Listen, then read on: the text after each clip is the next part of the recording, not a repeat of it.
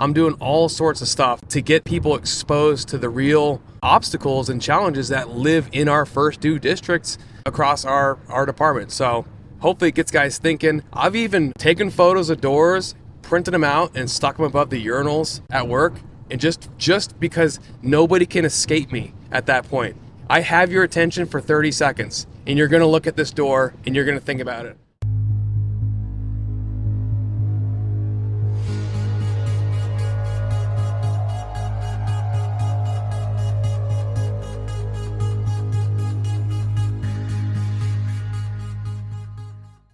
All right, hey, what's up, everyone? This is the Relentless Rejects podcast, episode 3. This one is the audio version only.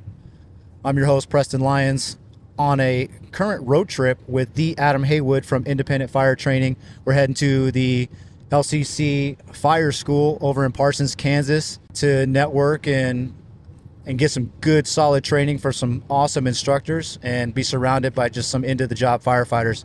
Cannot wait. We're traveling from, the Denver metro area, making some good time. One of us may have already got a speeding ticket. But you kind of got to pay your dues on making time. So anyways, this is the first audio edition of the podcast. I hope you guys enjoy it. We're just gonna be absolutely raw on this and just have a good time, good conversation while sitting here on the road driving. So my guest, Adam Haywood, why don't you tell the people a little bit about yourself? Hey, Preston, this is going to be fun, man. Currently I'm driving your car while we're recording this podcast, but I've been a firefighter for 14 years now, the last 7 of which I work for a department down in the Denver metro area, running with you guys, mutual aid and stuff like that. Just a big old nerd when it comes to forcible entry, anything. So irons, saws, through the lock, things like that. Really gravitate towards truck stuff, ladders, roof work, search, things like that. But I am also assigned to an engine company too. So really excited for this conference. Not only do I get to teach a little class, but I am going to go do some hot work and pull some lines with some Wichita boys and burn down some houses and try to be a better engineman. So that's me in a nutshell, man. I got me and my wife up in northern Colorado with our 2 boys, and it's hell on wheels up there, dude. So that's me. Yeah, for anybody that doesn't know, I drive a dadmobile now. My little baby girl has kind of made me sell my truck, and now I drive a pretty solid 2023 Kia Telluride. So don't hate. It's actually extremely comfortable and efficient on gas mileage. So, come at me if you got a problem. Adam hinted that myself and him kind of work in neighboring departments. We're actually working toward a potential merger in the near future. So stay tuned for that, whether it goes well or not. We could end up hating each other, or it could end up working with each other in the near future. So, all right. So, Adam, you said that you're a saws and through the lock guy, forcible entry guy. What's the name of your company? When did you get started? So I run Independent Fire Training. I started it back in the end of summer of 2021. I really wanted to put out, quality content that has been passed down to me that has made an impact in my life as a firefighter that I just want to, share with the next generation and anybody who would be willing to lend an ear. So, like I said, man, saws, through the lock, any sort of entry technique is kind of our bread and butter of what we do. I deliver classes specifically on K-12 forcible entry ops and through the lock. Those kind of our 2 main flagship programs. And we're going, like I said earlier, to the conference today just to deliver the classroom portion of the through the lock class, which is always really well received, whether you're a volunteer career. There's always usually a better way to get in than just beating down grandma's door. Anyways, go back to the genesis though of the whole program. I got invited in 21 to go out and teach with another cadre group in Missouri, doing through the lock stuff.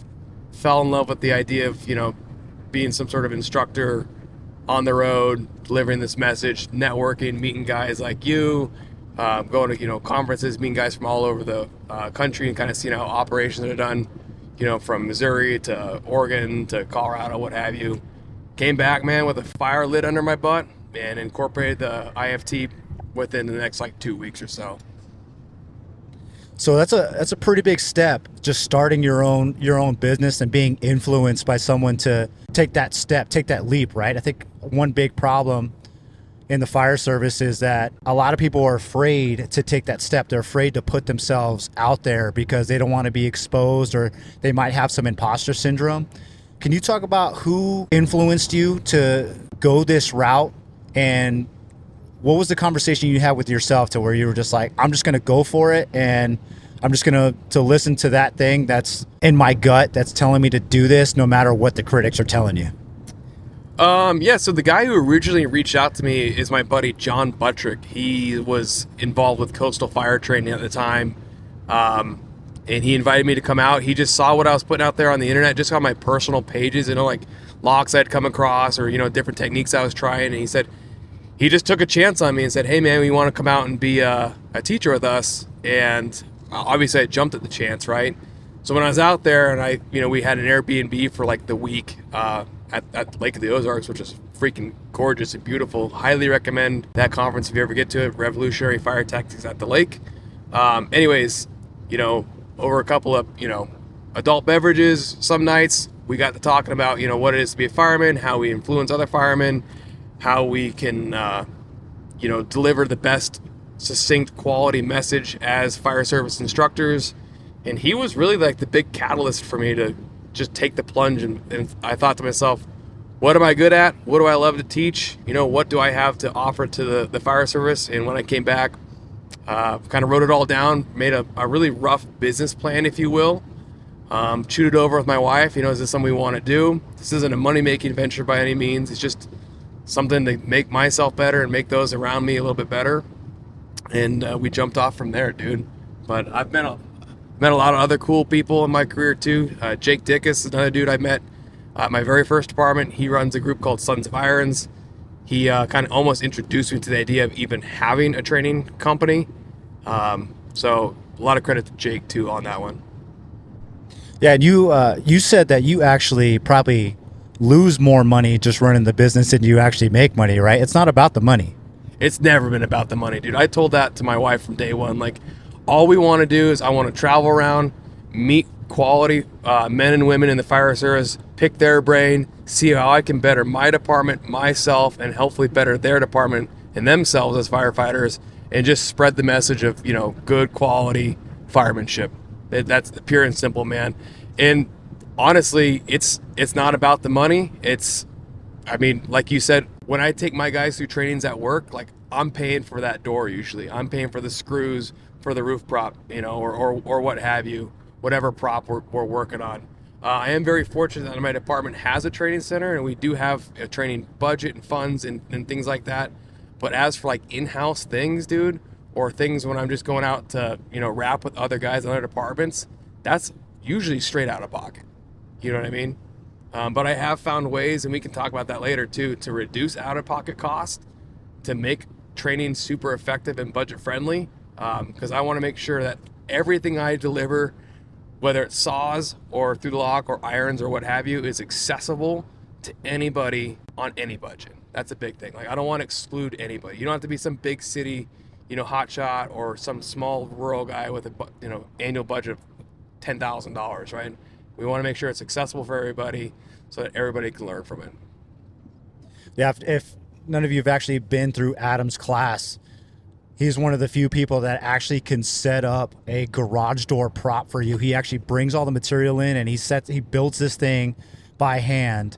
And he's got everybody out there with the saws. He draws the cuts up on the door so he can kind of walk you through the procedure. And I don't know about you, but when I went through Academy, we didn't necessarily have a prop where we can simulate garage door props. We just talked about it, maybe did a presentation on it, and, reviewed the saw to do the cuts, which, later on in my career, the first time I actually had to do some type of barn door cut on a garage, I had no idea what the blade was supposed to feel like in my hands. I added too much pressure, the blade was stopping so being able to be a part of that class and what you provide to people is an absolute benefit. And I think that's why the following that you have on social media and the opportunities that you've been given, even though it's such an early start, we talked about it earlier. There's such a high demand for things like operating saws to do, garage door props or garage door cuts, and then the respectful entry of through the lock, right? The things that you teach. And I've seen you not only teach it to firefighters, but I've seen you teach it to law enforcement and things like that, because one thing that we tend to overlook is when we're going into grandma's house to maybe put out a stovetop fire, we're breaking the door down and causing more damage just getting into the home than the fire actually caused any damage to. So if we knew how to properly size up doors and we knew how to use the proper tools to actually gain that through the lock tactic that you teach, it'd be highly valuable. Would you agree? I would, man. And that's like the big thing is we're stewards of our citizens' property, right? Like they entrust us, one, with millions of dollars to drive the fire trucks that are funded by their tax dollars and to respond to emergencies in their tax district and things like that. They're entrusting us to take care of their property and essentially their lives, right? Like that's Fire Academy day one stuff. Life safety, instant stabilization, property conservation, right? And I take a lot of that to heart. So there's no reason like I need to go into, the Verizon store at 3:00 in the morning on a fire alarm and break down their, $2,000 glass storefront door, right? That's the reason why Knox boxes exist, right? To minimize the monetary impact on fire department operations that are outside of normal operating hours, right? And the fact of the matter is a lot of fire departments, especially mine in particular, operate in somewhat impoverished areas. So you may come and break down grandma's door, and guess what? Grandma ain't gonna have the money to fix that door, right? Now grandma's gonna live with a broken, unsecured door because you were sloppy at your job, right? So I'm a big proponent of if and when it's applicable, right? I'm not saying every call, every fire, incorporating some form of through the lock or some form of, cleaner entry, if you will, than just absolute devastation and conventional forcible entry, which, believe me, don't get me wrong, I love that too, right? There's a time and a place. So absolutely, man. And here's one more thing that I like to remind people, especially for people in special districts like you and I work. Those people vote, right? So if I come to their house or their business, right, and I save them a couple extra bucks, or I treat their business with respect, right, they're going to remember that next time you come knock on their door for a mill levy, rather than coming through and driving a freaking Bearcat through their front door because, the smoke alarm was beeping. You know what I mean? So that really resonates with me, bro. That actually reminds me of one of the scenarios in the fire team test. When you're applying, you're trying to get on with certain departments, and you take that generic firefighter test, and they throw you through a few scenarios. And one of them is, you're fighting this fire, you save grandma's house, but on the way out, you're stomping through her flower bed. Right? Do you remember that? And she's it's like this lady screaming at you like, "Oh my God, you killed my flowers, you stepped on my flowers." It's like, lady, I just saved your house. But that's not what we think about as firefighters, but that's what we should be thinking about as professionals, right? Like, hey, I know the main job is in there is get the knob on the job, put the fire out and all that, and anything in our path, we're just going to move or break whatever it takes. That's our mission. Well, I think where you're coming is, as a true professional, if we can do the job efficiently and neatly, we're winning much more favor with the community, right? We're not killing grandma's flowers, and we're not kicking her door down. And maybe in some of those impoverished neighborhoods where they may not have a construction company in here able to fix the door right away, and they may just have to deal with what we leave them because of the means that they have to live by in the first place. So that's a very good point. Here's the thing, man. Everybody, myself included, believes, for the most part, everybody thinks of firefighting as a trade, a craft, right? And I wholeheartedly buy into that.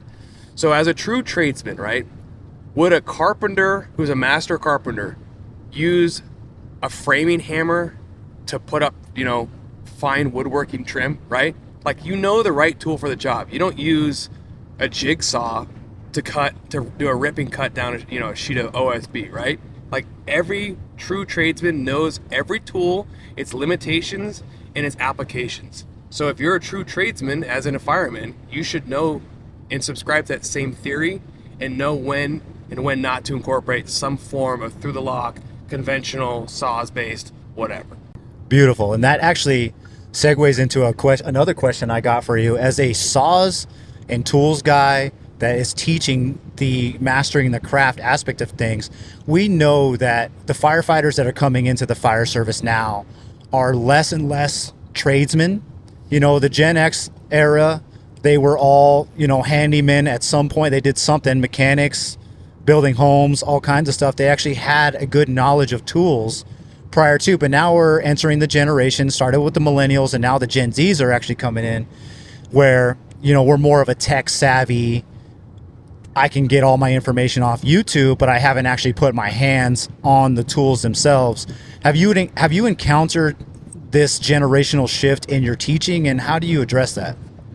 I have, dude, and it's by no real fault of that generation, I believe. Like, it's not like they weren't the ones that went out and sought, like, here's how you put a bit into a drill, right? Or here's how you operate a circular saw. The older generation needs to be responsible for teaching the younger generations that. And if you have somebody who comes into your house, you can't bag on that person, right? Like, yeah, you can make fun of them a little bit because they're the new guy or whatever. Like, this guy doesn't know how to swing a hammer. But guess what? It's now on you to bring that guy into the fold, take him under your wing and say, look, you may not have gotten that out before you came onto the job, but let me show you how a palm nailer works. Let me show you how you set a torque wrench. I mean, whatever the right situation is, right?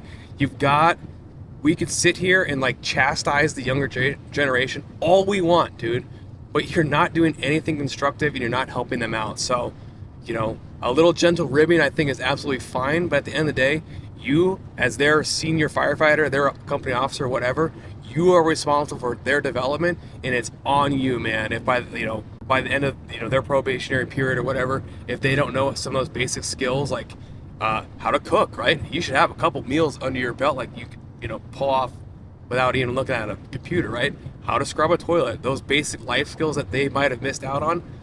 I mean, as much as I hate to say it, you may not want to hear this, it's on you to pick up where their parents might have, dropped the ball. All right, so everybody knows I'm a big ownership guy, and Adam just nailed it right, just knocked it right out of the park.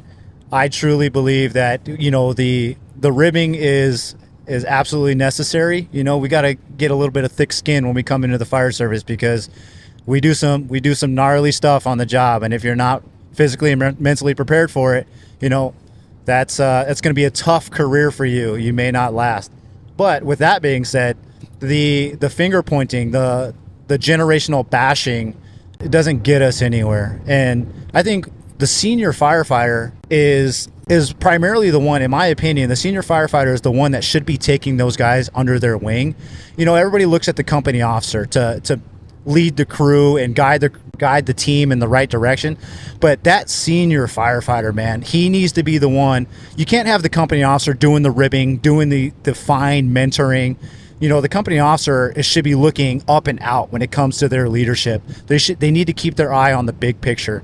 That senior firefighter, you need to embrace that mentorship and be proud of the fact that if a guy comes in, he can't cook and he doesn't know which hammer to use or he doesn't know how to operate a saw, be proud in the fact that if you take that person under your wing and you teach them up, and like we said, at the end of their probe year, they're operating saws like a champ. They know the saw in and out because of your mentorship, and they got some meals under their belt. Because let's be honest, like, the kitchen table is one of the best places to be, but we often are around the kitchen table around a nice meal that brings everybody together. And I remember when I first came online, I didn't grow up with home cooked meals all that often, and when I joined the Navy at 18, there's an actual job in the Navy where they cook the majority of the food. So my 10-year career in the Navy, I really wasn't making my own food either. So that was one of my deficits in the fire service, and it still kind of is.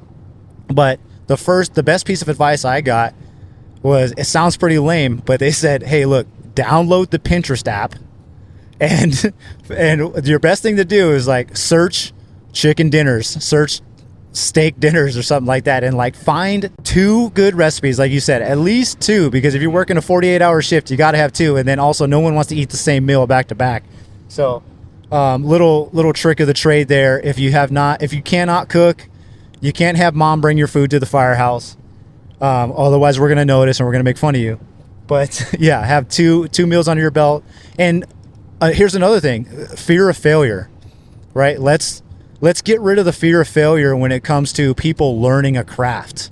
Let's stick with the topic of forcible entry, right? If a guy's struggling on the door, and it's okay to stand around and kind of and make fun of them a little bit when they're struggling with that, with the pry bar or the Halligan or something like that. But at a certain point, we got to step in and make sure that we're doing it right, because when you're not allowed to fail around your crew, you build up so much nervous energy, and you actually become afraid to want to ask questions, right? Like Adam, you're a master at saws, subject matter expert almost, or you're at least building yourself toward that.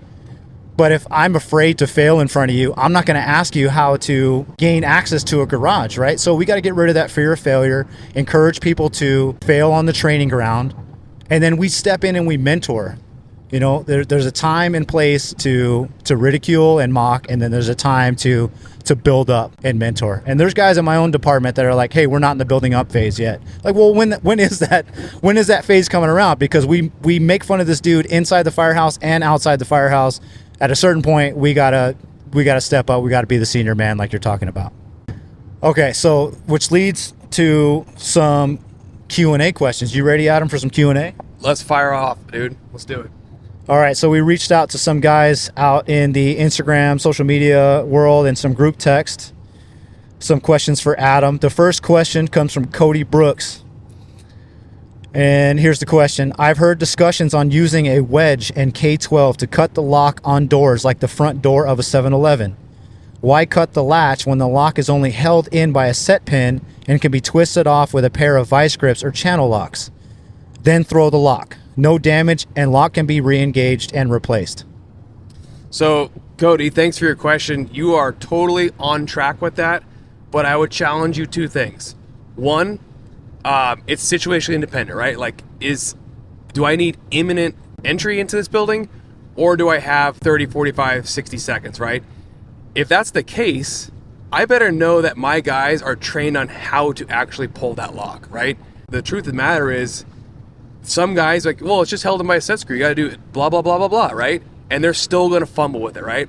So what may seem simple to you and me may take, somebody that evolution longer than you would want to do on an emergency scene. So if my guys are well versed and disciplined enough to make that through the lock maneuver quick and efficient, by all means, dude, I'm going to do that. I'm actually, when they let me be the acting officer and I get to play acting officer, and we get assigned to, Charlie exposure or, Bravo Delta exposure in a strip mall, whatever, we're bringing our hook, our through the lock kit, irons, and a saw. That's like my go-to, right? So I have everything I need. I'm always thinking through the lock, because through the lock is going to be, like less damaging, what we were talking about earlier, but maintaining the door integrity and things like that. But anyways, back to your question. If my guys, if I know they can pull that move off with a K-tool or a Rex tool or what have you, by all means, I'm going to let them do that, right? So I got to know my guys. If they aren't doing that, I'm going to give them 2 or 3 shots, and we're just going to cut it with the saw, which still maintains the door integrity. You may, grind away a little bit of the frame, a little bit of the door, right? But you're still only going to replace the cassette of the lock. And then you also have to think about this too. So a lot of times those mortise locks, they come in 2 flavors, right? There's guarded and there's unguarded. Now, unguarded locks are like what you normally see, just an exposed mortise cylinder where you can easily grab onto it with the K-tool or with a Rex tool or whatever tool you're using, right? And do that move you're talking about. Whereas a guarded lock might have a piece of billet around it that prevents you from doing that move. You may have to use a sledgehammer, a screwdriver, and vice grips for one of those moves. You may have to, a bypass, whatever, right? So you need to be able to quickly walk up, size that. Okay, is it unguarded or guarded? What attacks can I do? Is it even feasible? And do I have the right guys behind me that can execute that in the right amount of time? But I wouldn't fault you any day of the week, dude, for going up on a working fire, if you know what you're doing, and just killing that lock with a K-tool or a Rex tool and going and flipping it. By all means, dude. Yeah, I think one point also is that when you talked about guarded and unguarded, these are things that we should be doing, running EMS calls or just driving around getting district familiarization, is getting eyes on those locks. So if you are rolling up to your local 7-Eleven, you should already know whether that mortise lock is guarded or unguarded, and you should know how to attack it before there's a major event in that scenario, right? Because I know in your district, there's a lot of ultra reinforced doors, right? We have a lot of fun doors, man, and I'm kind of known for taking pictures on fire alarms, when the situation warrants it. Please let me put that disclaimer on there, right? With the owner's permission, I'll take photos after it's determined that's like a non-emergency, whatever, or we reset the alarm. But yeah, I'm taking those photos, dude. I'm sharing them with guys in my group threads. I'm doing all sorts of stuff to get people exposed to the real obstacles and challenges that live in our first due districts across our department. So hopefully it gets guys thinking. I've even taken photos of doors, printed them out, and stuck them above the urinals at work. And just because nobody can escape me at that point. I have your attention for 30 seconds, and you're going to look at this door, and you're going to think about it. Otherwise, well, to hell with you. And I just think, you're probably a crappy fireman at that point. All you're doing is, you can't even think about a door for 30 seconds, but that's worth a shot. Dude, you're putting pictures over the urinals? Yeah, that's real. Okay, so all right, I gotta ask, like, with everything that you're pushing, you're obviously into the job, and this is something that you're passionate about. When you first started your company and you were wanting to train and influence people, obviously your head was in the right place, but what kind of feedback did you get initially when you started to push this in your own organization or in the surrounding area? For the most part, I got a lot of positive feedback. I've got a lot of encouragement. Hey, this is great. We used to do this, but it kind of fell off. I'm glad somebody's picking up the torch and running with it. This is really cool. We've never seen this before. And you're always going to get the people that bark. Well, I don't need to know that. We never do that. Like, what's the point? We have an axe and a Halligan. That's with anything. There's going to be detractors. But for the most part, and I might be in the minority, I actually got a lot of, at least with the locks and the saws, a lot of buy-in from my department to pursue this. We pushed out new kits across the fleet. We changed our saws across the fleet. We took my entire department through the lock training. They take me up to the Career Academy. I teach that every year. We got brand new rotary saws across the fleet. So it's been actually pretty refreshing, dude. And I gotta admit, a lot of it is because I came at them with a well laid out, thought out lesson plan, and I just didn't come off the cuff like, hey, we're doing this wrong, we need to do it like this, right? Well, that you never get buy-in with that. And I think you and I were talking about that before you started recording this, right? But if you come in and say, hey, we're doing it like this, here's how I think we can improve, and here's like a graded implementation program and lesson plans and costs associated with it and different quotes from vendors to do whatever, right? That's how you speak to the hearts and minds of chiefs, right? I mean, at least in my organization. And they responded well to that, dude. And now I think we're in the north area where we work, I think we're pretty one of the leaders when it comes to through the lock and rotary saws. Yeah, I don't understand why chiefs and firefighters are so offended when you tell them that they've been doing something wrong for so many years in their organization. I mean, there's no ego problem whatsoever in the fire service. So no, but you make a good point, is that when you want to incorporate any kind of change in your department and you think it's beneficial, you got to do your homework first, right? You said you came up with the lesson plan, you presented it to them, you actually gave them the numbers and the why, and you made it to where they didn't have to do any follow-up. They didn't have to do any research on what you were bringing to the table. You laid it all out there for them, and all they had to do was say yes or no, and you made it really hard for them to say no, right? Absolutely, man. And I honestly kind of want to give them credit too. Like, you allowed this to happen, so thank you, Chief XYZ. Thank you, Chief ABC, because now they can put their little fingerprint on and say, hey, that through the lock kit's on there because I gave them the $5,000 or whatever to outfit all the kits. Like, I signed off on the training request, I did whatever. So you get a little bit extra buy-in, a little bit more ownership from the brass when you allow them to do that too. All right, so I think we can also agree that, independent fire training is still somewhat in its infancy. It's still growing. What is your 5-year plan, or what's your overall vision of your company? Where do you want it to go? I mean, my 5-year plan, dude, is hopefully just continue to develop my skills as an instructor, bringing more people into the fold, kind of like yourself, into a rotating cadre, and just offering classes that are accessible in quality to departments of all sizes, whether you're a 1-station volunteer department or you're a 30-plus station career department. We do like a train the trainer kind of thing. I just like to keep delivering content that I'm doing online, and as well as in person in conferences and things like that. So you hinted to me a little bit about your ultimate vision of having this commercial building to operate out of. What does that look like? That's just a pipe dream, but it is fun to think about. I'd love to have like a commercial warehouse where I can park my trailer full of tools. I can have an office where I can write. I want to write a book someday. That's kind of like on my bucket list. I can record podcasts in peace. I have 2 little boys. I have a 4-year-old and a 1.5-year-old. Like I said earlier, it's like hell on wheels at my house. When I do podcasts, I usually go to the library and rent out a room so nobody can bother me, or I don't get hit with like toys and stuff. So it'd be nice to have like a little private space where it's like dedicated to like your craft. But that's that's in a perfect world, right? I'm very fortunate that I work at a house where I have there's a basement and I have all my toys stored down there, right?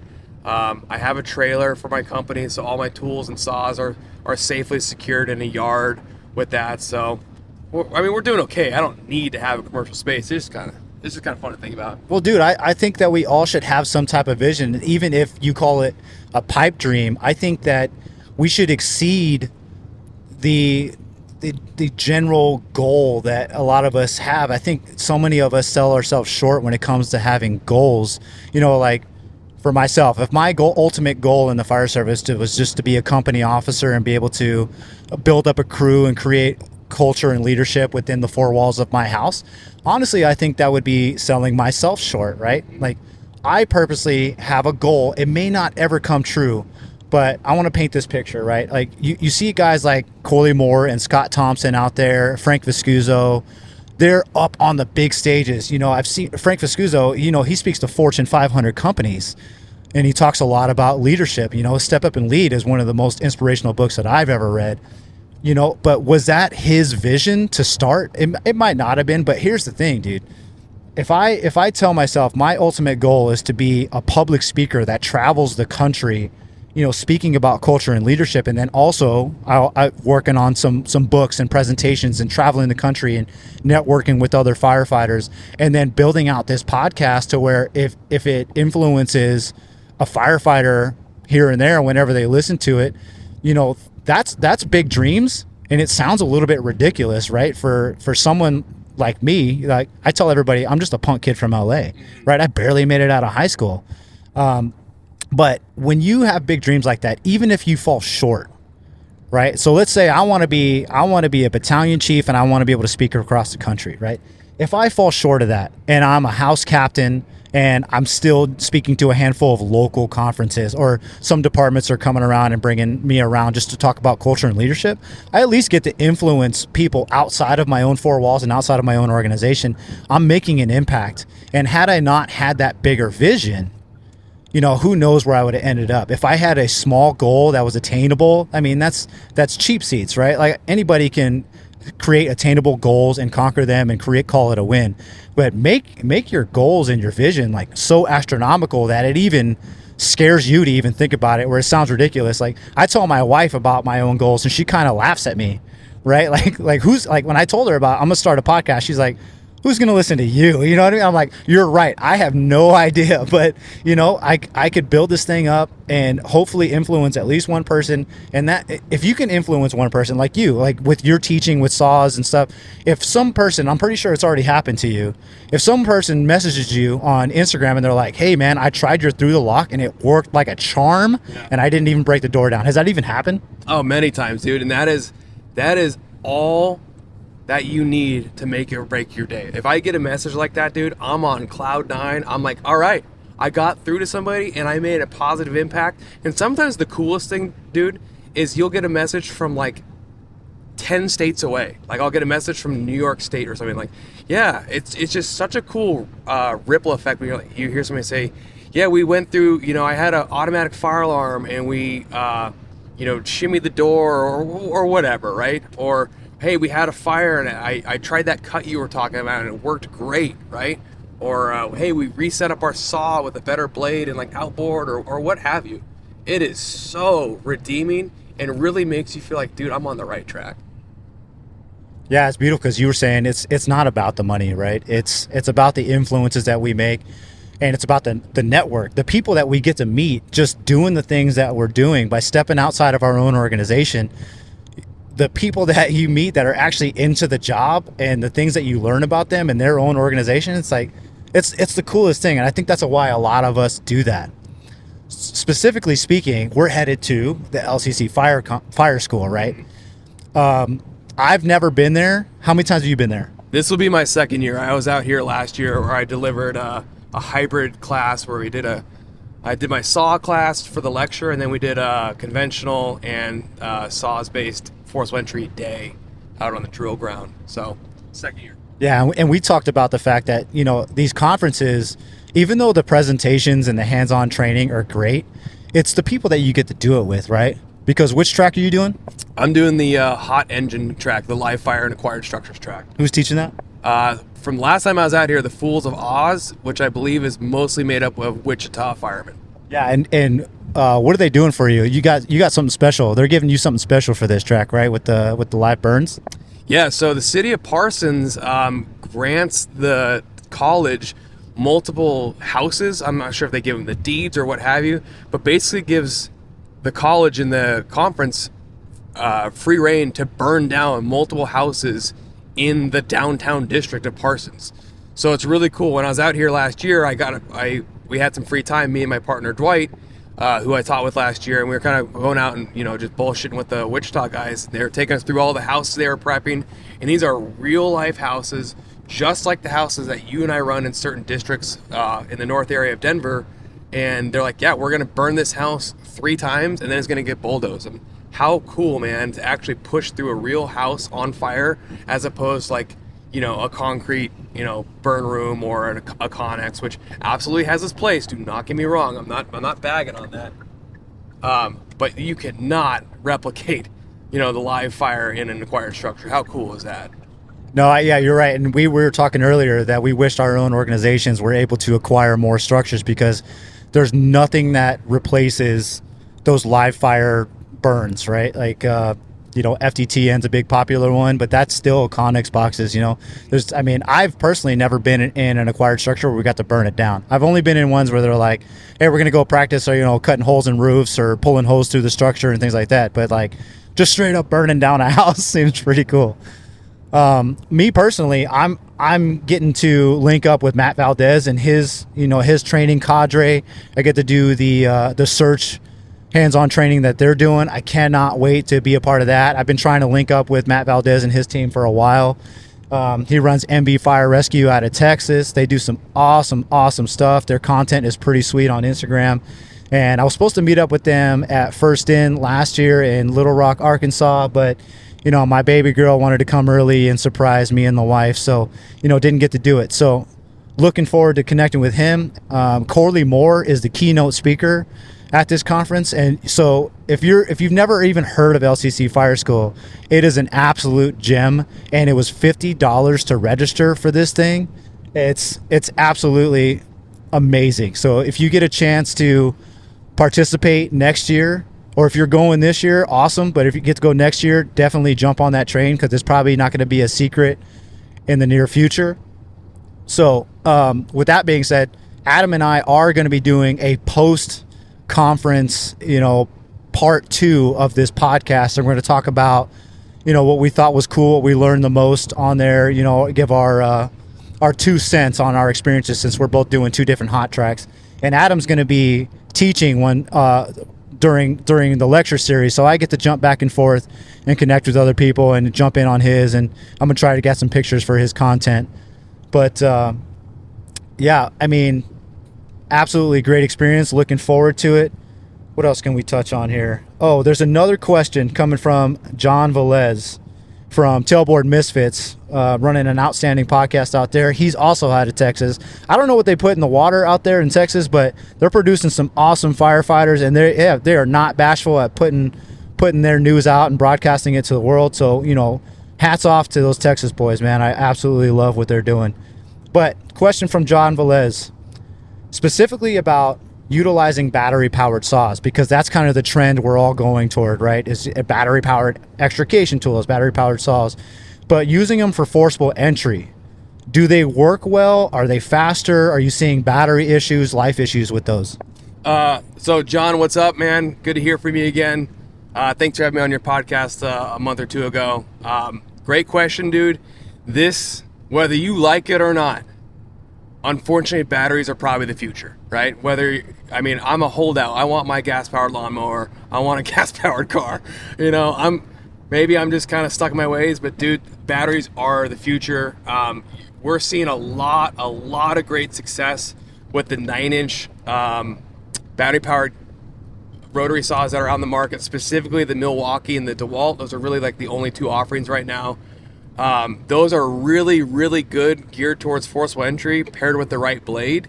So I wouldn't say they're really any faster. If you're running an abrasive blade, they do spin faster than your normal K12 that spins at 5,400. I think the Milwaukee's rated at like 6,200 RPM. It's just a shade faster.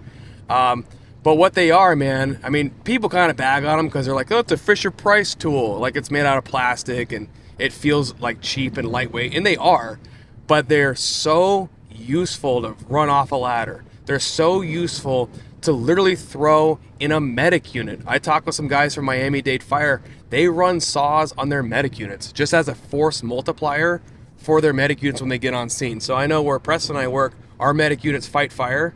I'm all about equipping my guys on the medic unit, especially because sometimes I get stuck on it, right? With one more tool to go around and soften the building, force entry, things like that.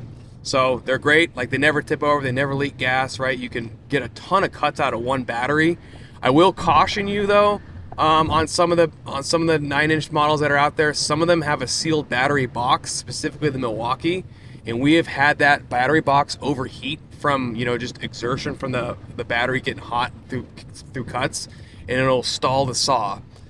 Whereas like the DeWalt, the Husky, the Steel, the Makita, all those 9-inch ones, all their batteries are exposed to the elements, so they're a little more prone to damage, but they get better airflow. And I'm yet to see, the DeWalt has a sealed battery box.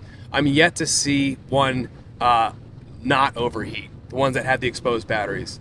But they are, for forcible entry, they're badass, right? You got to remember though, it's not a 14-inch blade, so your cutting depth's not going to be the same. So don't expect really to cut through like an overhead door, with any balls. Don't expect to cut a roof really, right?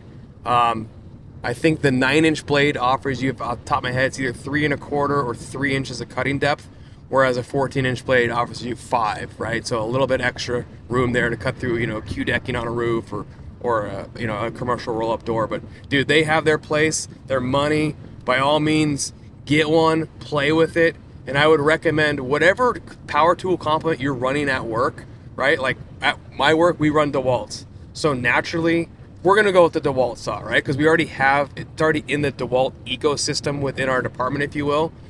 So don't get too wrapped up in, well, which is the better of like the saws out there. They all have their pluses and minuses.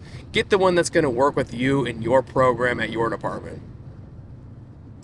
Beautiful. Just a little sample of how in-depth Adam's knowledge is on these tools. He's not just a gimmick guy. He's actually done the research, knows the numbers. And by the way, any Milwaukee reps out there, my man says he uses all Milwaukee tools when he's teaching. So give him a shout. He's looking for sponsors. No, he's not looking for them, but he wouldn't turn you away, I bet. Let's turn it around a little bit, dude. So you said that you had just a list of questions for me as well, right? Yeah. You got one? You want to fire it off? Yeah. Okay, so I just want to preface this, dude, because I knew you and I had like a 11-hour drive ahead of us, and I knew we were going to do this, and you texted me last night. So I thought of a couple questions that are like fire service related, and then just a couple questions like, okay, just as like a general like, human, man, dad, father kind of like stuff, like what are you into, so I can get to know you better if we ever worked, more closely in the future. So you want to kick it off here? Yeah, I'm ready. Let's get to know each other so we can do some guys only camping trips later too. Okay, so the first one is not fire service related, but I'm curious, What book are you currently reading and why? All right, so that's an easy one for me because I'm a big time reader. I always have a couple books on me, and the first one, the one I'm primarily reading, is the book on mental toughness by Andy Frisella. And the reason why is because there's a group of guys, a group of into the job firefighters that I chat with on a daily basis, almost too much. Our wives actually get mad because our phone's constantly going off. But the brotherhood that we've been able to build through just networking with each other. We actually all got to know each other because we're all vigilantes through, Corley Moore's Firehouse Vigilance. But we've been able to build relationships on top of that. But we decided that we wanted to do something that challenges us and, helps us get better mentally and physically. And if anybody's ever done the 75 Hard program, they know that it seems easy on paper, but the discipline and the mental fortitude that you build from that is absolutely amazing. So the basic parameters of 75 Hard, right, is you got to drink a gallon of water every day, and then you got to work out twice a day for 45 minutes. One absolutely has to be outside. It doesn't matter what the weather is. You got to get a 45-minute workout outside. You got to read 10 pages of a nonfiction kind of like not self-help, but book that you can progress in life at, whether it be work, family, financial. You got to read 10 pages a day of that. You got to be on some kind of diet. So, it's scalable. If you're a guy that eats fast food 7 days a week, you scale it down to, hey, I'm going to eat fast food 3 days a week, and then I'm going to cook my own food 4 days a week. It doesn't mean you have to do paleo or Whole30 or anything crazy like that. And that's hard to do for 75 days anyways. So, and then we decided to do it just because it was just a way to build up our mental fortitude. And my page specifically, Fit Fire Fortitude on Instagram, I feel like I don't touch enough of the mental health aspect, the mental resiliency, mental toughness part of it. And if you are going to talk about that stuff, you better have done some body of work to be able to experience that stuff. So, my upbringing, I grew up in LA. It was kind of rough. We were very poor growing up. And I lived in roach infested apartments, and I was surrounded by gangs and things like that. And I think naturally I didn't know any better. And I was just kind of like, well, this is how life is, man. I didn't know that my life had any hardship. I didn't know that people didn't live off, secondhand clothes and things like that. But, it's just something that I developed along the way. And then when I was 18 years old, I joined the military. And I'm going on 6 to 8 month deployments on an aircraft carrier. When you're out to sea, there's no days off. You work 7 days a week. They're flying constantly because the pilots have to get recertified, or at least also when I was there, it was during the Afghanistan, Iraq wars. So we were constantly going out to the Gulf, or we were at least training to go out there and provide air support for the troops on the ground. So it was just another one of those things where it was like, hey, this is work day in and day out. We're flying 16 hours a day. I'm on my feet, steel-toed boots, in the elements, getting blasted and thrown around by jet exhaust. And when we went back to, we called it a berthing. We had 180-man berthing in the Navy is where we slept. So I slept surrounded by 179 other sweaty, smelly dudes. And if you've ever seen we call them the racks, the beds in the Navy, they're triple stack bunk beds. And they're in cubicles. So there's literally a 6-rack cubicle, and your only privacy is a blue curtain. So, that just was another experience that I didn't know any better. I was a teenager. I, just grew up in LA and back and forth between Colorado as a kid, but then got immediately exposed to the world in the Navy. And I just, developed some type of resiliency. But once again, I didn't know that this is not how the standard person lives. And then when I got out of the Navy, I was finally introduced into a normal society, people that didn't have any hardship growing up. They didn't have 10 years of the military under their belt where they're standing at attention, staring at a wall and just getting yelled at. And then when they're done yelling at you, you say, yes, sir, and walk out, right? You don't challenge authority. You don't quit your job. You don't stomp your feet and go play video games for 12 hours. Like, no, it was like, that was just life. So I feel that I need to continue to harden my mental resiliency, but it's something that I feel like I can give to other people, share my stories and relate to people that may be having struggles on the job and all that. And then in addition to, lastly, I'll talk about my baby girl being born, right? If for anybody that doesn't know, she was born 2 months early. My wife was severely preeclamptic and had to have an emergency C-section, and my daughter was born at 2.5 pounds and was in the NICU for 2 months. And we were in the NICU for 12 hours a day, every day on my off days, and then trying to go into shift and then help other people while I'm stressing out about my wife and daughter that are still in the hospital. It was another thing where I was just like, okay, this is important because I'm not the only one that goes through this stuff, and it can make or break the life of people if they do not address these obstacles that are constantly put in front of you. If you don't attack those head on, and you're not mentally prepared, and you don't constantly test yourself, you're going to struggle, and it's going to affect the people around you as well. And so, long story short, bro, I'm reading the book on mental toughness by Andy Frisella because I truly believe that mental resiliency and fortitude, especially in our line of work, is extremely important.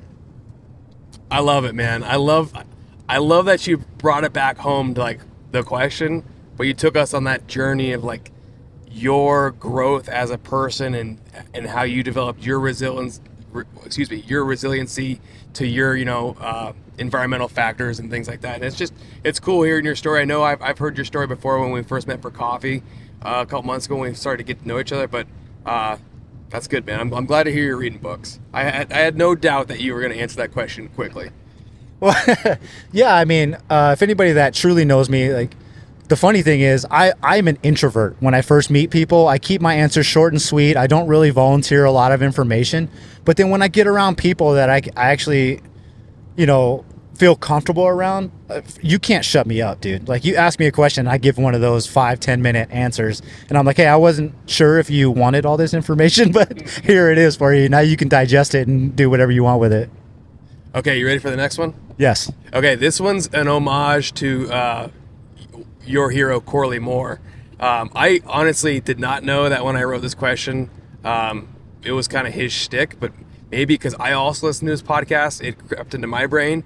But I love the idea of a fire service Mount Rushmore. So who are your 4 most influential people to you in the fire service? I'm actually glad you asked this because I was on the Weekly Scrap not too long ago with Corley, and he only gives you a minute to answer this question. And I understand why he did it, but you don't get to elaborate on it too much. But for me, my 4, fire service, like, monumental people in the fire service is, obviously Chief Corley Moore, Kyle Romagus, Chief Kurt Isaacson, and then Chief Scott Thompson. And I'll break it down. Not too long this time, but Chief Scott Thompson, he works for the Colony Fire Department. He doesn't necessarily work for a big time city fire, and neither do we. We work for suburban fire. We have a little bit of mixed use occupancies in our jurisdiction, but it's one of those things where it's like, we kind of initially, when we're starting out sending our messages, like, who am I? Who am I to even talk about this stuff? I'm not Detroit Fire. I'm not FDNY. I'm not Houston Fire. But at the same time, when I see Chief Scott Thompson up there and he delivers his message a lot on the functional fire company, right? He talks about culture and leadership, and his ability to mentor some of those big wig fire chiefs, he makes an impact. It doesn't matter if he's part of a small fire organization or not. He still takes what he has and he's doing big things. He has the paramedic program out there. He runs the True Truck culture, even though he's in a suburban fire organization, and that's kind of unheard of in our line of work in our jurisdictions. Right. So he's definitely up there. And then Chief Ike, man. So my first fire conference was County Fire Tactics in Pensacola, January 2023. The conference on Pensacola Beach. It was my first fire conference, and the first thing he does, he's loud, he's boisterous, and if anybody knows who he is, they know when he's in the room, they know where he's at all times. And he's so passionate. He's been a part of the fire service since he was a little kid. Oh yeah. And I'm so envious of that because I wish I was so bought into the job at such a young age. But the fact that he's perfectly okay with sharing his passion and being into the job and telling everybody how passionate he is and why he has so much respect for the business, that sometimes he's received in the wrong way because he's so loud and in your face about it. Like, I've heard him in a conference room of hundreds of firefighters telling chiefs that if they're not fucking into the job and if they're not doing things to, you know, provide the resources to the firefighters so they can do their job, you know, why are you wearing that white helmet? Why are you a chief? And I'm like, oh my God, this guy does not care. But he's so passionate that he understands that, you know, the honor in the job is more important than, you know, maybe the name of your organization. And I'm not trying to bash any organizations. It's just he's looking at it from such a big picture, and he's so passionate. He does not care how well he's received. He's going to share that passion. And it motivated me to be like, okay, well, I can take this. I can share my passion as well and not feel like I need to care about other people's feelings. I'm just going to be myself. And if people like it, they're going to take it. And if they don't, you know, they can change the channel, right? They can keep scrolling. And then third, Kyle Romigus, dude. I met him in Pensacola as well for the first time. And you look at this dude, man, he's got so much swagger. He's built like a fucking grizzly bear. And then he's got the big stash. He's got his own like iconic smoothbore cartel hat with his like flannel shirt on. And he's out there, you know, he's like a guru of engine company operations. But one thing I noticed with him is that he's always in the front row at every conference I've ever seen him at. And he's got stacks of notes. I think he's on a tablet now, but his note taking is bar none. It's top notch, right? So I look at this guy, I'm like, dude, you got the swagger. You look cool as shit. You look like a straight up firefighter. There's no doubt what you do for a living, other than maybe a motorcycle gang. But he's also a nerd, dude. He's into it. He's up there in the front row. Like, you usually accommodate the guys in the front row is the nerds, right? All the cool kids are in the back with their feet kicked up. But he's up there taking notes and he's perfecting his craft. It doesn't matter if he's heard the same presentation 10 times. He's still taking nuggets away each time he's up there. And that inspired me to just continuously be a student of the game. He's a battalion chief. You know what I mean? Like, who am I? I'm just a backstep. So why not continue to up my game and just kind of be a nerd about the fire service a little bit? And then lastly, Corley Moore. Yeah, you said my hero, Corley Moore. I am a Corley Moore fanboy. Absolutely. That is absolutely true. And we talked about it earlier. Like, my story of Corley Moore was I never heard of the weekly scrap until I heard Scott Thompson talk about it in his presentation. He's like, if you're into the job, you should be listening to the weekly scrap. And so I immediately followed it on my phone and just started listening to it here and there. And I thought it was pretty cool that he had some big wigs of the fire service that I'd never even heard of these people's names before. And I immediately realized that this was a direct tap into like direct knowledge of some of the big wigs of the fire service, like what they're willing to offer on the weekly scrap. I can take in and digest it and incorporate it in my own style, in my own jurisdiction, and being respectful of my own rules and regs and SOP. You know, I can still take that passion and with the knowledge that they're giving and incorporate it into my own life. But more specifically with Corley, after I heard about the podcast, I bought the 9Ls book. I'd never actually met Corley in person until the second time I went to Pensacola. He was actually on my layover flight in Dallas. He was coming from Oklahoma, I'm pretty sure. But I flew down from Denver to Dallas, and he was on the plane, and he was sitting next to his wife, Amanda. And I was kind of a dork about it. And I was like, hey, what's up, Chief? And like, before he looked up, I ran to the back of the plane before he realized that he has no idea who I was. I wasn't ready for that embarrassment of him looking at me and be like, I don't know you, bro. I don't. So I just said, what's up, Chief? And ran to the back of the plane. And then, he was on the shuttle to the hotel from the Pensacola airport, and I had the 9Ls book in my hand. So I was actually reading that. I had no idea I was going to come across Corley, and I went up to him with a pen, and I was like, hey, Chief, I love the scrap. Can you sign my book for me? And once again, he looks at me and he's like, I don't recognize your face. I don't know you, which is perfectly understandable, right? I was nobody. I didn't even have Fit Fire Fortitude at the time. But he signs my book, which was absolutely amazing. But, he was still with his wife. I was letting him be in family mode. He had to present that weekend, so I was just letting him get in the groove. I didn't want to bug him too much. But had I left it at that, I probably wouldn't be the fanboy that I am now. Where I really, really connected with him was I was trying to get near him during the entire conference, but as you can imagine, Corley Moore is surrounded by firefighters constantly. He's a superstar, and he hates compliments, and he hates when anybody talks to him like that, but he's a superstar, especially for guys that are newer, like reborn firefighters like myself that are into the job. I knew Corley Moore before I knew who Andy Frederick was. Like, I hate to admit that, but that's the truth. So I was trying to get around him. I couldn't get around him. And the conference ends, and my wife and I are staying a couple extra days.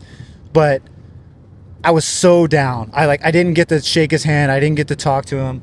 And so I messaged him on Instagram because, I'm a millennial. That's just how we do shit, right? Like, that's how we connect. So I messaged him on Firehouse Vigilance, and I was like, "Hey, Chief, I saw you at the conference. I was the guy on the plane and the shuttle. I just had a couple questions that I wanted to ask you. I didn't get a chance to ask you." And I listed my questions out, right? And he responds back to me, "I hate social media. Shoot me a text." And just straight up gave me his number. He doesn't know who I am, but he gave me his number. And so, my heart starts beating like I get a structure fire. And so I message him on his phone, and I was like, "Hey, same thing. Here's the questions." And he goes, "Where are you at right now?" And I was like, "Well, I'm still at the Hilton. I'm staying here for a couple of days." And he goes, "Come down and have a cup of coffee with me in the lobby." And I was like, "Oh my God." I felt like, I got tickets to the Super Bowl or something like that. But then dude, this is where I love Corley so much. He follows that up with, "Only if it doesn't take away from your family time," right? Because I think he understood that I was there with my wife, or maybe I was sticking around because I had my wife and kid or something like that with me. And I had so much respect for that. But of course, my wife likes to joke about this. I totally blew my wife off to go talk to Corley. The way she says it was, I ran up to her and I said, "Corley's in the lobby, I gotta go." And I just ran out of the room. But anyways, he ended up giving me an hour and a half of his time just talking to me about his story becoming into the job and how I can perfect, presentations and building up a brand and things like that. And I thought it was absolutely amazing. And I contribute a lot of where Fit Fire Fortitude and this podcast, Relentless Rejects, has been built off of just kind of being a mentor of Corley Moore. So, those four guys have given me so much motivation and inspiration to be where I'm at in the fire service. And, hopefully I don't disappoint them. And in the next few years, I can keep tipping my hat to those guys because they laid the foundation for me. And the crazy thing is, there are guys that laid the foundation for them, right? This is the beautiful thing of the fire service, right? It's ongoing. It's cyclical. It's, one generation down to another. We're just passing the torch constantly, and that's the thing that firefighters need to realize is that you're only in this business for a short period of time. Don't waste it, dude. Don't just show up to work and run the calls and obey the master calendar and then go home and then say that you're a firefighter, dude. I mean, there's so much more to this job, and you just got to get out there. And you talk about it all the time. It's like, go to a conference. It'll change your life, right? Absolutely. Okay, 2 things, dude. 1, actually like 3 things. I love your passion for this. And 2, I'm glad you got let off the leash and you had more than a minute to answer the question. So it was really cool to hear the whys behind everything, because again, you and I have already been talking before we got, on air, about some of these kind of things. So it was good to hear the full story. And then 3, this is for the people listening. When an instructor gives you their phone number at the end of the conference, that is an open invitation. Yo, I want to talk shop with you. I have had the absolute honor. I mean, I'm talking about saws today. I've always loved saws, but I am the saw, I don't know. I am who I am today because Chief Stephen Shaw put his number up at the end of a conference, and I called him up. I speak with that guy. It's been 2 years. It'll be 3 years now. 3 years now since I met him, and I still speak with him probably every 10 days or so via either phone call or text. He's been a huge inspiration. Bill Gustin, another dude. I don't even want to say dude. That seems disrespectful. Another mentor of mine on the fire service. Mount Rushmore, if you will. He put his phone number up. He's directly responsible for us revamping our high-rise kits because I call them and say, hey, Chief, or excuse me, hey, Cap, we got X, Y, and Z that we're running. Like, how can we improve? He's like, oh, do this, this, and this. And he sent me some equipment free of charge. He's been a huge resource. So absolute kudos. If you are an instructor out there and you're listening to this, make yourself accessible to your students at the end of the presentation. Stick around, answer questions, put up your phone number, put up your email, whatever, right? And then when people do reach out to you, reply to the messages too, right? Because it's one thing to like, oh, just message me on Instagram. Okay, great, right? But you still got to reply to the people. So I'm so glad that he made himself accessible for you, dude. And that's awesome to hear. Are you ready for the next question? Well, hold on. I will address that. Is that I've never met an instructor that, for one, wasn't humble when you reach out to him, right? Like, we just had Anthony Rowett and Mickey Farrell out in Boulder, Colorado, teaching their thing. It was an awesome mixture of engine company operations and truck ops. Two guys from two different departments, but they link up to give some gold. Those guys were absolutely awesome, and I never miss an opportunity to network with guys after I directly received their instruction or their presentation. I messaged them both, and it was that thing. You know what I mean? It was like, I sat through your presentation, and it was absolutely awesome. I'm going to utilize some of these tips and things, and don't worry. I will always reference you when I say this. I'm not going to steal it from you. And never have they been like, well, yeah, you better make sure that I get credit for that. No, they're like, dude, what I have developed has been built off the shoulders of other giants, right? So, that's how you can tell a real instructor is real, man. It was like when he's like, network with me anytime. They respond to you. They're super humble about it. And they understand that they didn't create this shit out of the blue. None of this stuff is groundbreaking, like we never heard of it before. It's all just evolved from, Ben Franklin, the man who created the fire service. Yeah. You know what I mean? So, that I do love that. And I do, just to add my 2 cents, if you're not taking the opportunity to reach out to the instructors and build up that network, you're missing out on a great opportunity. These instructors out here, they want to know that what they're giving is valuable to somebody. And also, if they do a bad job, they probably want some honest criticism, right? Like if you probably do a presentation and someone was like, and you got 100 people that are like, great job, man, great job, great job, great job. And you're like, cool. But then one guy's like, hey man, I couldn't really hear you. And like this slide didn't make a lot of sense. You're like, oh, well shit. Like, dude, thank you so much for telling me that. It's actually valuable information, right? It's good criticism. Absolutely. Absolutely, man. All right, bring on number 3. Okay, so I'm a big proponent of recognizing the wins in the fire service, right? Like commemorating your guys that do a good job on a call. Like I'm not saying you need to be all pinned up like a North Korean general, right? But let's recognize our people. So to you, I want to say, what is the most memorable call you've had in the last couple of years, and what do you consider a win for you? So that's a good question. So, and I totally agree that we need to recognize the wins instead of, and like I talked about the fear of failure, where we just constantly beat each other in the ground for maybe not doing one little thing wrong, even though we still got the overall mission done. But for me, was I don't know, maybe a couple months ago, actually was a company officer on the truck. I was just acting. That said, I'm not a made man for the company officer, but we got reports of a structure fire literally 2 blocks down the street from our station. You were actually coming by with your kids and ice cream to come tour the station. Yeah. But I was the company officer on that job, and I had recently been battling some self-doubt because we just did an company officer promotional exam.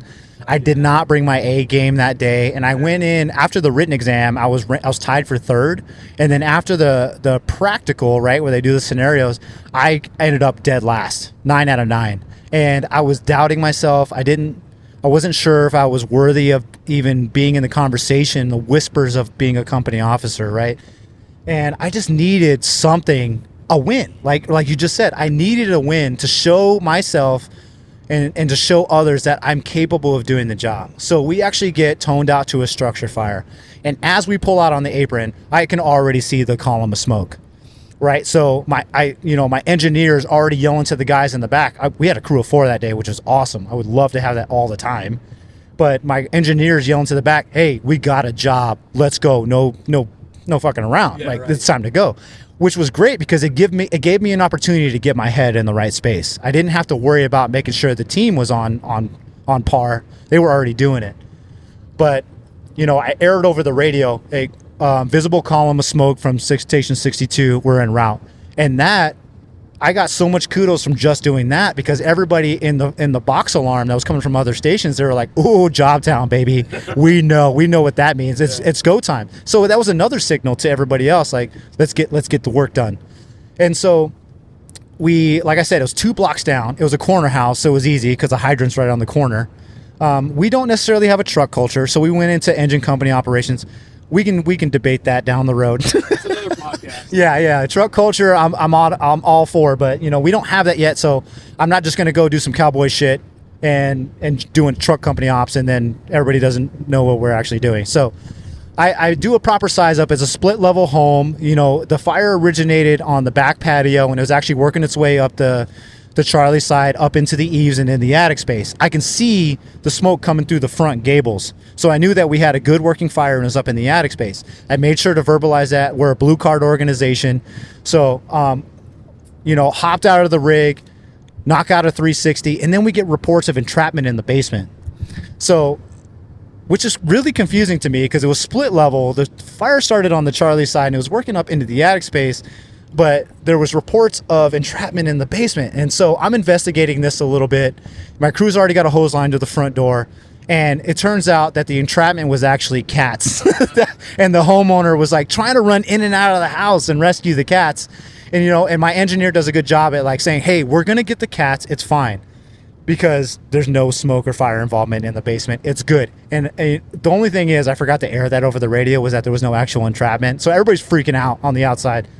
But, I made face-to-face contact with the next arriving engine who was right on our heels.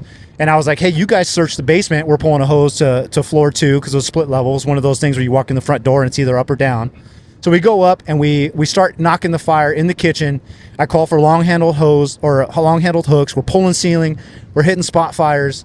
And, lo and behold, the fire goes out. We didn't lose the roof. We didn't lose the structure. And after we were done, we went down to the basement and we rescued 2 cats.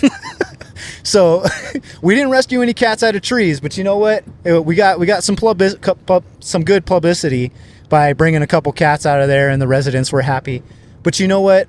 The best thing was that I had guys coming up to me, like 15-year company officers, patting me on the back and my shoulder because they knew it was my first due fire as a company officer. This was just after the test.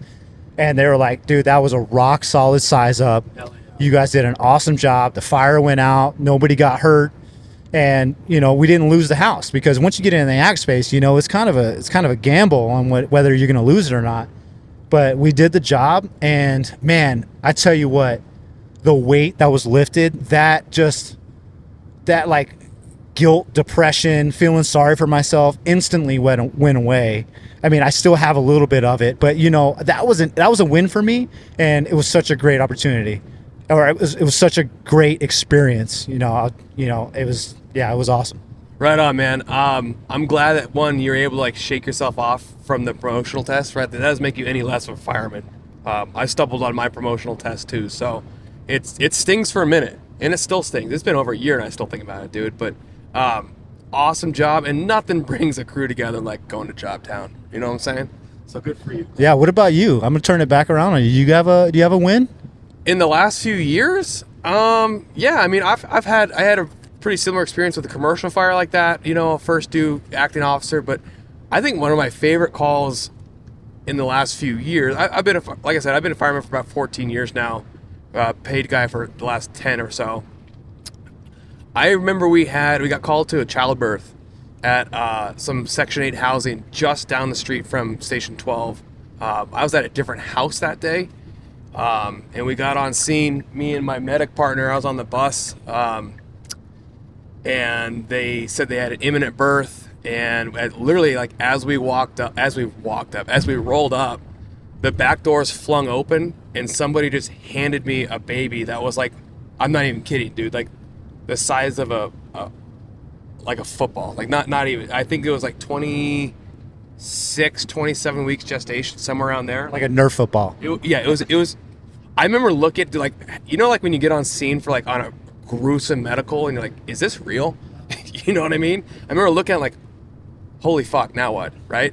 So we just like started breathing for her, right? Like we immediately got handed this baby that was premature twin delivery, right? And we just took off like a bat out of hell to the ER, right? I remember putting the stickers on her chest, and it was like literally like putting the stickers on a pack of playing cards. You know what I mean? It was, I don't know, like, it was fucking nuts. It was crazy, right? And we're going hot. Like, I mean, obviously, I'm just an EMT, right? I'm helping out my medic. We're doing, breathing for her, getting like her warmed, whatever. She was like viable. And then, mom went to the hospital. The other kid went to the hospital. And they ended up, mom walked out of the hospital. Both kids were in the NICU for months and months and months. They went out, no deficits. They're healthy kids today, dude. I didn't deliver that baby. I had nothing to do with it. Somebody just handed me a baby on that call. But I'm like immensely proud of that, dude. That those kids are alive today because like our, first of all, the first on scene medic's judgment in his medicine. I gotta give a big shout out to my boy Andy. Excellent call on his part. But dude, that is such a win for me, man. I don't have a pin on my chest because of that call. Nobody. I mean, other than a CR report and image trend, nobody knows about that call other than the people that were on it. But holy shit, man, that call means a lot to me. So that's mine. Yeah, I bet it's a story that you and that crew always resonate off of and talk about. Oh, absolutely, dude. And that was like, COVID. Everybody was depressed. So it was a hell of a call. I'm just like super. We could talk all day about impactful calls, right? But that was kind of stuck out to me recently. Yeah, I'm surprised you have an EMS win story during COVID because that was an absolute brutal time for all of it. Well, actually, brutal is a proper word to say in that situation. We're just making up words and shit on the podcast. But man, yeah, no, absolutely. Do you got another question? Yeah, I got two more. Two more for you, bro. Okay, so you and I have the privilege, if you will, of being active officers, right, for our own respective organizations, which means that you and I rove around a lot. So you have, whether you want to see, the opportunity, the challenge or whatever, to go to new crews and new shifts, new houses, right? And come in and be like the big brother for the day or the stepdad, right? So my question to you is, when you rove to a new house, what is your favorite, like, out of the can drill you could do with guys, on a rainy day, or just like, guys that you don't know, you haven't worked with them before? Like, what's kind of like your go-to for that? Yeah, always fun being stepdad, or especially around senior firefighters when you try to come in and do some leadership stuff. They all welcome you with open arms. Absolutely.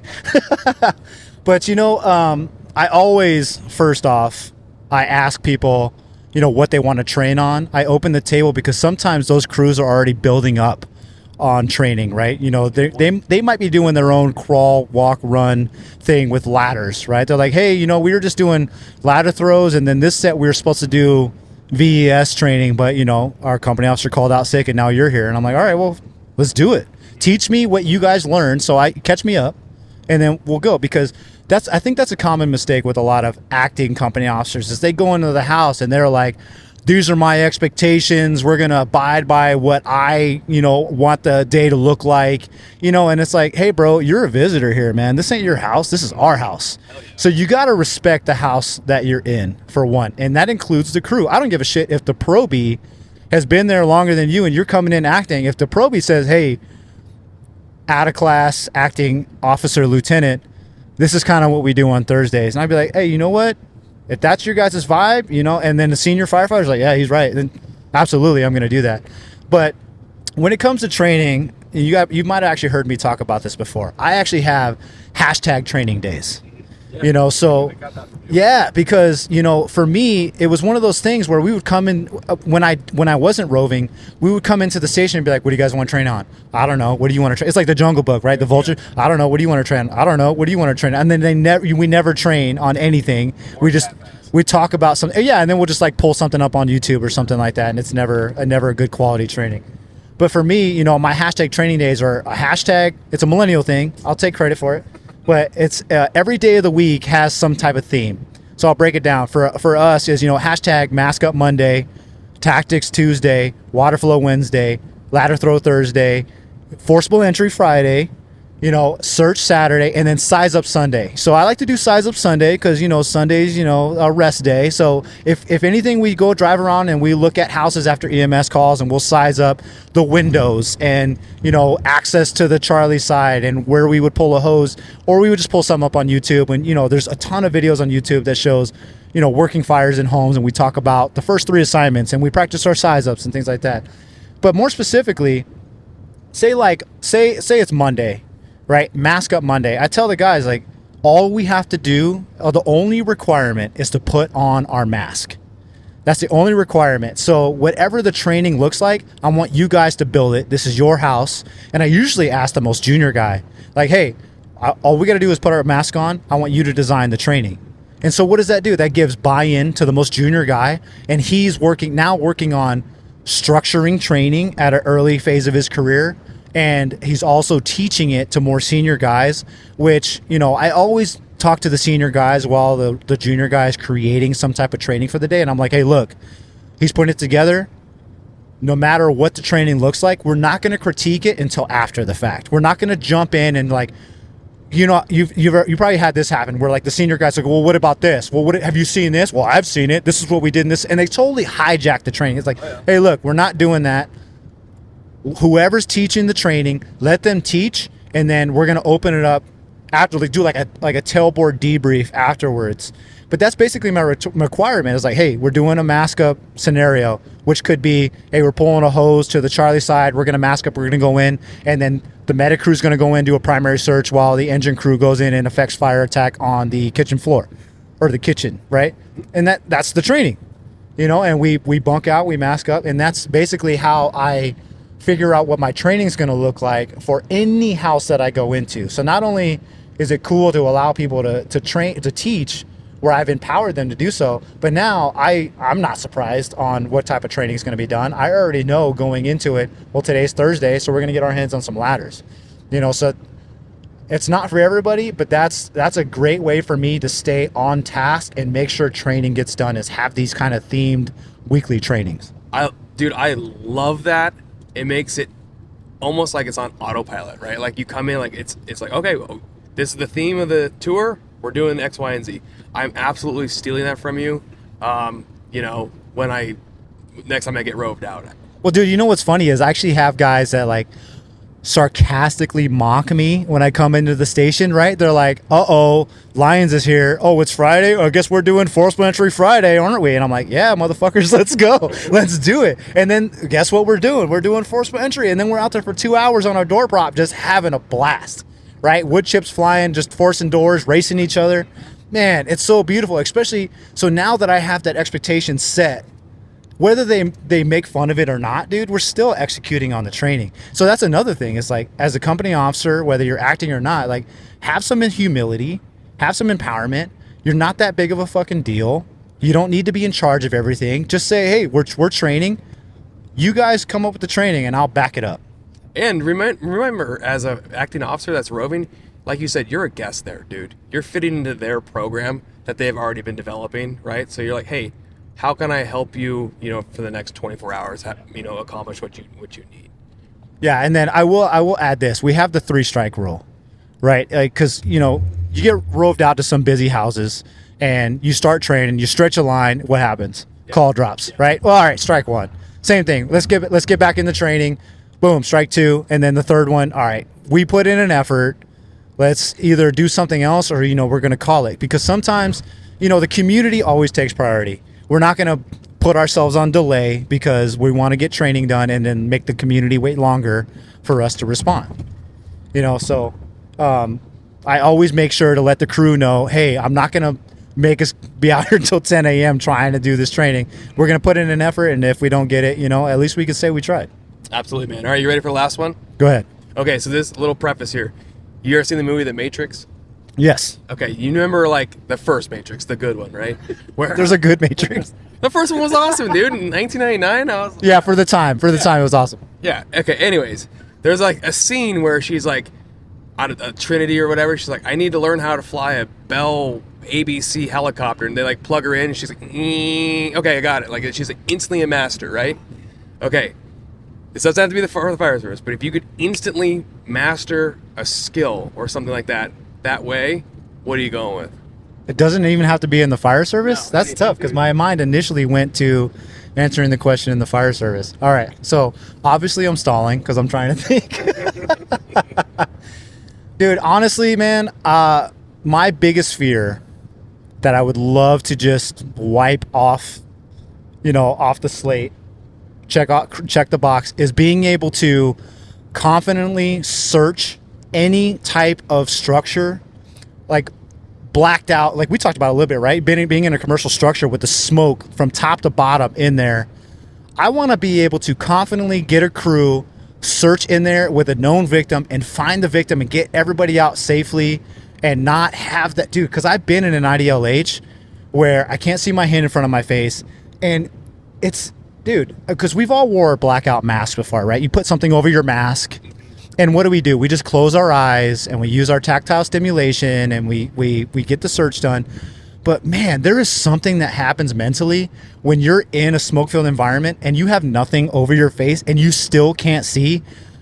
Bro, that is, for me, that's kind of terrifying, man. I am not confident and comfortable enough to be able to, confidently just get in there and knock out a search as efficiently as I want to. So if I had a superpower in the fire service, it would be more of like understanding how to get myself and my crew into a structure, whether it's a warehouse or a single family home, and knock out a search and not miss a victim. That is one of my fears, is not going into the unknown and then missing a victim, dude. I never, ever, ever want that to happen, because imagine, I haven't had it happen to me yet, and I know it's obviously happened to some guys where they've missed a victim or something like that, but like, I don't want that guilt. I don't want that feeling of, I might have been able to save this person, because what's the normal statement that you hear if we find a victim after the fact? Like the fire's out, the smoke's gone, and we find a victim, we say, oh, they were already dead before we got here, so it's not that big a deal. Dude, that's such a fucking cop-out. Like, yeah, they might have been, but I would rather have them expire in the front yard, me pulling them out of the structure, than me finding them 30 minutes later and being like, oh yeah, well, they were already done. It's not our fault. Like, come on, man. Like, how do you live with yourself on that? Yeah, I'm gonna to kick it to Justin from Search Culture. Like, I believe in this. It's not up to us to decide. It's up to like God to decide if that person lives or dies, right? I don't care, if they're burned up or whatever. We're gonna do everything we can to get them out of the structure and into some sort of definitive care or some sort of definitive pronouncement, right? Like, I'm totally with you, dude. That's such a cop out. It's like, well, nobody's alive in there. Yeah. How do you know that? How are you God? Like, I don't get that, man. Like, we're gonna do everything in our human power to get in there and try to search that. Bro, and I was one of those guys, because I was an IFSTA trained firefighter, right? And they would show us, right, that flashed over room or, heavily smoke involved room, and they're like, nobody's alive in there. Don't even worry about searching it. Matter of fact, if you put yourself in that environment, you're the only life that's going to get lost, right? And they teach us that because we're very firefighter safety prone. We're in that era right now. I think we're coming out of it. But, I got a lecture from Clyde Gordon. I got to sit in on one of his presentations, and he talks about this, and Eric Wheaton talks about this with Vent Enter Search. He breaks down the blueprints and layouts of houses of, okay, here's your master bedroom. Let's say this is ripping with fire. Well, what you don't see is the ensuite bathroom with a door, right, to the bathroom. They close that, and then not only do you have that ensuite bathroom, but then you have another door that leads to this massive master closet. And it's like, imagine if that family was sitting back there in that closet. The master bedroom's already flashed. The doors are going to give. And you're looking at that bedroom door or window, and you're like, nah, nobody's alive in there. Fuck it. It's like, oh, come on. Like, when they started talking about that stuff, every time I hear it, and Justin talks about a lot of that stuff too with his search culture, it's like, well, you're right. It's not my decision to decide whether that space is tenable or not. Is it searchable? Is there searchable space somewhere in that occupancy? And if there is, I got to get my ass in there and search it. And I think one of the struggles as into the job, more aggressive type, air quotes, aggressive type firefighter, is that we got to convince our battalion chiefs to let us go do it. Or, right, we do it and be like, oh, sorry, Chief, I thought you said, VS. You went digital there for a second, Chief. I couldn't hear you. Hey, but the victim's over here and they're okay. But yeah, am I still written up? Okay, that's fine. Yeah, dude. You got anything else? No, those are my 5 questions, man. This has been fun. Dude, absolutely. That was beautiful. We're actually exactly at an hour and a half. So let's do this. If people wanted to get a hold of you, how can they get a hold of you? So at Independent Fire Training on any social media platform will get you in touch with me. You can find me on Facebook, Adam Haywood. You can message me on anything there, or you can call or text me 303-489-2222, or you can email me at info@independentfiretraining.com. All right, everybody, you heard us talk about it earlier. For these instructors and people that are into the job, if they put their info out there, they want you to reach out. Unless you're a prince from Nigeria that needs his social security number, please reach out to Adam. You know what? And we're going to close it off with this. That was an outstanding, amazing conversation. Stay tuned for part 2, post LCC Fire School. Cannot wait. We're coming up on Wichita. We might reach out to some Wichita boys, see if we can catch them on the way in or on the way out. But you know what? Stay tuned. This is the Relentless Rejects podcast. See you next time.